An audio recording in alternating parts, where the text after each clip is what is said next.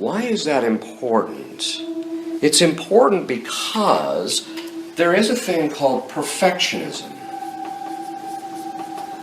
And what perfectionism is it's a form of thinking that, well, there's two parts. One, that I can attain perfection on my own. But the second part of it is that I am looking for perfection in myself in such a way that I exclude God from the process.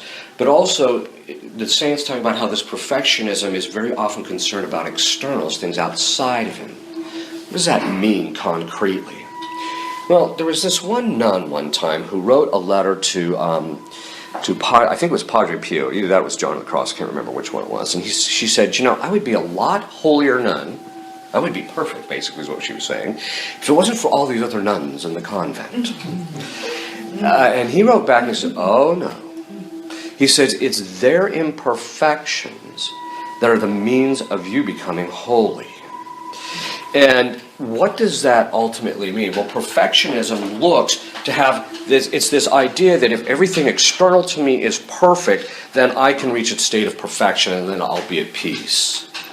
What that translates into is expecting everyone else around me to be perfect as well. And so it concretely turns out to be where the person will intervene in people's lives. Now here we're not talking about the raising of children, where, before the age of 6 or 7, you have to kind of stop them from running out in front of the car. You have to stop them from beating the Johnny next to him. You have to stop them, right?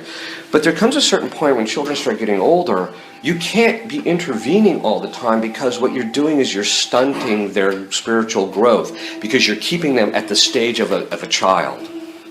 You have to get to the point where it's just counsel now, and you have to just let them.